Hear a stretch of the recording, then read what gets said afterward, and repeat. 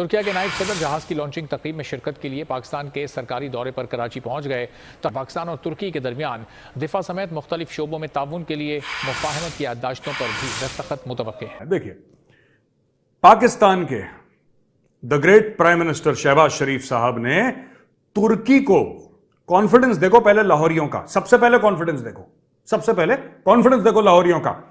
इन्होंने बोला है तुर्की को कि आप सीपैक ज्वाइन कर लो। सीपीईसी के मामले में पाकिस्तान से एक बड़ी खबर आ रही है जिसमें उन्होंने टर्की से कहा था कि आप हमारे इस प्रोजेक्ट का हिस्सा बन जाइए और इस प्रोजेक्ट का फायदा उठाइए हमारे साथ, जैसे हम विकास करेंगे उसी तरह से आप भी इसका फायदा उठाएंगे और आपको भी मुनाफा होगा। लेकिन तुर्की ने इसके जवाब में पाकिस्तान को साफ साफ एक आईना दिखा दिया है कि जब भारत जैसे देश, आपके पड़ोसी देश, इस प्रोजेक्ट में नहीं शामिल हो रहे हैं तो मैं क्यों इस प्रोजेक्ट में अपना पैसा लगाऊंगा, ऐसा उनका कहना था। एक रिपोर्ट में ये बात सामने आई है। अब आपको बता दें कि इससे पहले भी पाकिस्तान कई जगहों पर कई देशों से कई बार और कितनी रिक्वेस्ट कर चुका है कि आइए और सीपैक का हिस्सा बनिए। भारत को भी उसने ऑफर दिया, आइए सीपैक का हिस्सा बनिए, मगर अब सीपैक में कोई भी देश शामिल नहीं होना चाहता है क्योंकि सबको पता है कि ये एक फ्लॉप प्रोजेक्ट है और ये ओके से होकर गुजर रहा है। और चूंकि भारत अपना दावा रखता है पीओके पर कि पीओके उसका हिस्सा है और पाकिस्तान ने जबरन उसको कब्जा कर रखा है, और जो कि एक सच्चाई भी यही है कि हाँ, उसने जबरदस्ती कब्जा कर रखा है पीओके पर और ये प्रोजेक्ट उन्हीं सब जगहों को आपस में जोड़ रहा है। इसीलिए भारत इसका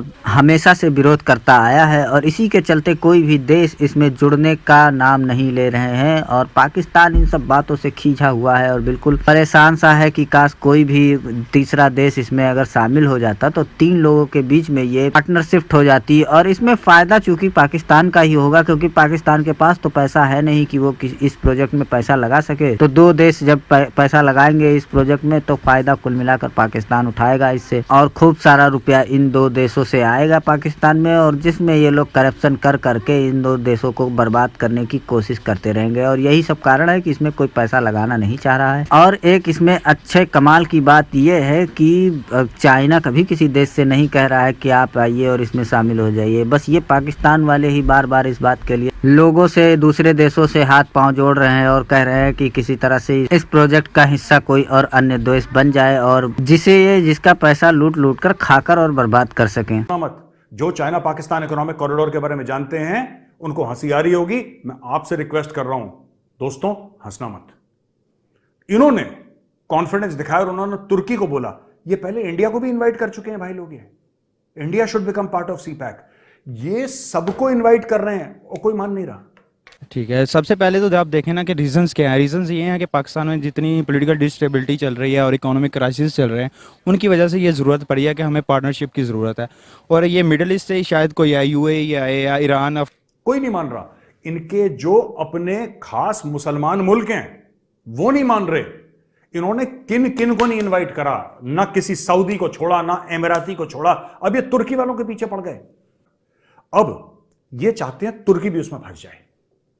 एक पुरानी कहावत है ना दोस्तों कि हम तो डूबेंगे सनम, साथ में तुम्हें भी ले डूबेंगे। यही ड्रामा चल रहा है इन लोगों का। कॉन्फ्लिक्ट एरिया है थोड़ा सा जहाँ पे ये इशू आ रहा है, लेकिन मसला ये है कि अब पाकिस्तान दूसरे मुल्क को किस तरह से कॉन्फिडेंस में लेता है। पहले तो जहाँ से गुजरा है बलूचिस्तान को कॉन्फिडेंस में लेने की बहुत ज़्यादा ज़रूरत है क्योंकि वहाँ पे बहुत ज़्यादा क्लैशेस चल रहे हैं। जो बात है वो लोग ये कह रहे हैं कि हमारे यहाँ पे ये प्रोजेक्ट चल रहा है और हमें ही यहाँ से वसाइल नहीं मिल रहे, हमें इसका फ़ायदा नहीं मिल रहा। जी बिल्कुल, ये आप स्पेस दे रहे हैं। पाकिस्तान जो है ना वो बलूचिस्तान वालों को बहुत ज़्यादा स्पेस दे रहा है। तो पहले तो उनको कॉन्फिडेंस में लेके आए, फिर उसके बाद फिर जो भी कंट्री आना चाहता है उस इन्वेस्टमेंट लेके उसको कॉन्फिडेंस में लेके आए। फिर वो जो आपने निगोशिएट करेगा कंट्री, ओबियसली अगर वो इंडिया का कन्फ्लिक्ट एरिया तो इंडिया के साथ भी उनकी फॉरेन पॉलिसी होगी, वो उनके साथ निगोशिएट करेंगे। लेकिन पाकिस्तान के लिए अच्छा है कि अगर इन्वेस्टमेंट आ रही है पाकिस्तान में तो। देखिए दोस्तों, इसमें ना he made the remarks while addressing the launch of the 4th Milgem class corvette at the Karachi shipyard where Turkey Vice President Cevdet Yilmaz was also present। सबसे पहले इनको यह बताओ कि ये जो कॉर्वेट है ये कितने का आया और इसका पैसा कैसे दिया पाकिस्तान ने। I want to know this, क्योंकि तुम्हारे पास तो पैसा है नहीं भाई। एक बात बताओ, शहबाज शरीफ का फेमस डायलॉग है कि जहर खाने के पैसे नहीं है। जो अपने आप को कहता है कि हम भुखरे हैं, हम भिखारी हैं, हमारे पास जहर खाने के पैसे नहीं हैं, जब भी हम कहीं जाते हैं लोग कहते हैं मांगने आया था, इनके पास इतने पैसे कहां से आ गए? तो ये जो इंडिया ऐसा होने देगा, मतलब इंडिया ने वार्न किया है डायरेक्टली या इनडायरेक्टली दूसरे तमाम कंट्रीज को जो जिनकी मतलब लगता है कि वो ऐड हो सकते हैं, उन्हें वार्न किया है कि भाई इस प्रोजेक्ट में कोई ना आए। हाँ, अब उन्होंने तो वार्न कर दिया है। अब पाकिस्तान को देखना है ना आपने कि पाकिस्तान की फॉरेन पॉलिसी क्या है, आपके जो रिलेशनशिप हैं किसी भी कंट्री के साथ जो भी आना चाह रहा है वो क्या है। अब यूएई की बात करें, यूएई के बहुत अच्छे तल्लुकात हैं इंडिया के साथ, क्योंकि इंडिया की फॉरेन पॉलिसी शुरू से ही बहुत अच्छी रही है। उनके अफगानिस्तान के साथ अभी बड़े अच्छे तल्लुकात हो रहे हैं डे बाई डे, ईरान के साथ उनके अच्छे हो रहे हैं। तो जो भी आएगा पाकिस्तान, अब पाकिस्तान की फॉरेन पॉलिसी ये डिसाइड करेगी कि आपने उन दूसरे ममालिक को किस तरह कॉन्फिडेंस में लेके आना कि वो यहाँ पे आके इन्वेस्टमेंट करें।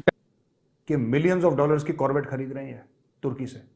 या तो तुर्की ने इनको भीख में दिया है, ये चाइनीज ने इनको लोन दिया है। जरा मैं पाकिस्तानी कौम से पूछना चाहता हूं कि आया कहां से, इसका पैसा कहां से आया, बताओ ना यार, कुछ तो बताओ। अच्छा जी, in November last year the premier had invited Turkey to join CPEC, Turkey to bring about regional prosperity, elevate poverty and empower people through better education and health facilities. इन्होंने नवंबर में भी इनवाइट करा था, तुर्की ने बोला हट हटो, इसने भगा दिया। अच्छा कोई बात नहीं। टैक्स पे भी अभी बहुत ज़्यादा क्लैरिफिकेशंस की ज़रूरत है, बहुत ज़्यादा। तो सबसे पहले तो अगर आती है इन्वेस्टमेंट तो पाकिस्तान का तो फ़ायदा होगा थोड़ा सा, क्योंकि हमारे मुल्क में इन्वेस्टमेंट आएगी तो कुछ टैक्सेस वगैरह भी हमें मिल जाएंगे। तो शायद मुल्क में ये डॉलर जो अभी डिस्टेबल है ये थोड़ा सा स्टेबल हो जाए। लेकिन ये तो ऑलरेडी होगा कि फिर जब वो इन्वेस्टमेंट आएगी फ़ायदा तो होगा, लेकिन जो अभी डंके की चोट पे कहते हैं जी जो सी पैक का प्रोजेक्ट है वो पाकिस्तान और चाइना का प्रोजेक्ट है, फिर हम ये नहीं कह पाएंगे, फिर हम ये कहेंगे सी पैक जो है म्यूचुअल कंट्रीज का प्रोजेक्ट है जिसमें पाकिस्तान पार्टनर है। फिर ये भी एक चीज़ जो रियलिटी है। बिल्कुल है, और जो मुल्क आएगा वो अपनी शराइत भी सामने रखेगा। आपको पहले तो उनको सिक्योरिटी प्रोवाइड करनी पड़ेगी ना, आपके बलोचिस्तान से लेके कश्मीर तक आप उनको एक प्रॉपर सिक्योरिटी देंगे, उसके बाद ही कोई मुल्क आएगा। पाकिस्तान ने 1 रुपए नहीं डाला सी पैक में। पाकिस्तान की सिर्फ जमीन का इस्तेमाल हो रहा है, जमीन जो उसकी उसका इस्तेमाल हो रहा है। Pakistan has not invested in CPEC apart from land because Pakistan does not have cash to invest. सारा का सारा जो भी मालटाल है वो चाइना का है। It is the China-Pakistan economic corridor. क्या चाइना के प्रेसिडेंट ने या चाइना के प्राइम मिनिस्टर ने या वाइस प्रीमियर ने, जो उनका प्रीमियर है, आई बेग योर पार्डन, जो प्रीमियर है या वाइस प्रीमियर है, क्या उसने एक बार बोला कि भाई Turkey please become part of CPEC, Saudi please become part of CPEC? और इसके लिए ज़रूरी यही है कि पाकिस्तान अब जो अपने फॉरेन पॉलिसीज़ है उसको थोड़ा सा चेंज कर दे। क्राइसिस चल रहे हैं, इकोनॉमिक क्राइसिस, ये पूरी दुनिया में चल रहे हैं इस टाइम पे, लेकिन चाइना में भी है। लेकिन चाइना का ये है कि हमारे मुल्क में 2 लोग इन्वेस्टमेंट करते थे अपनी, इंडिया, अमेरिका और चाइना हमारे मुल्क में आकर इंफ्रास्ट्रक्चर बनाता था, वो हमें पैसे नहीं देता था। और अमेरिका जो है वो हमें पैसे देता था, इंफ्रास्ट्रक्चर हमने खुद बनाना होता था। अमेरिका के साथ वो कुछ रशिया की वजह से हमारे तल्लुकात आजकल ख़राब हुए हैं। तो इन्वेस्टमेंट जो है वो हमारी इंडिया की है, क्योंकि इसमें ट्रेड उनकी ज़्यादा होगी, ठीक है, फ़ायदा ज़्यादा चाइना का होगा। हमने तो सिर्फ उनको एक रूट प्रोवाइड करना है और उनसे वो टैक्सेस वगैरह लेने, इसके अलावा तो पाकिस्तान को कोई फ़ायदा नहीं है। ये बेगानी शादी अब्दुल्ला दीवाना बावले की तरह घूम रहे हैं, तुम भी आ जाओ, और कोई नहीं आना चाहता। उनको पता है कि गड्ढा है यार। सीपैक को खतरा है, इससे पहले भी खतरा था, लेकिन अब ऐसा लग रहा है कि उस खतरे को खुद चीनी भांप चुके हैं और बरबला इजहार कर रहे हैं। बिल्कुल, इसका देखो सीपैक का और उबार का मकसद यही है कि इंटरकनेक्टिव प्रोजेक्ट है, तो ये एक बिल्कुल पॉजिटिव इम्पैक्ट है ना। इससे हम इंटरकनेक्शन हो जाएंगे, अफगानिस्तान के थ्रू मिडिल ईस्ट तक इंटरकनेक्शन हो जाएंगे, ईरान के तक, टर्की और यूरोप तक हमारे इंटरकनेक्शन हो जाएगी। तो इससे बहुत, और इसका ये जी बिल्कुल नाराज होऊंगा, क्योंकि अगर ईरान सीपैक में इन्वॉल्व हो जाए तो ईरान में इंडिया का कितना वो है छाबा, और जो पोर्ट बना है उस पर उन्होंने इन्वेस्ट किया है, तो उनकी सारी इन्वेस्टमेंट ईरान से चली जाएंगी ना, और ये पाकिस्तान के उसमें आ जाएगा। तो ये तो इंडिया के लिए मसला ही है। Thank you very much, thank you for having me. I think जब से सीपैक शुरू हुआ है, मैं ये and I have been attached with this project since 2013, मैं इसको खतरे में ही देख रहा हूँ।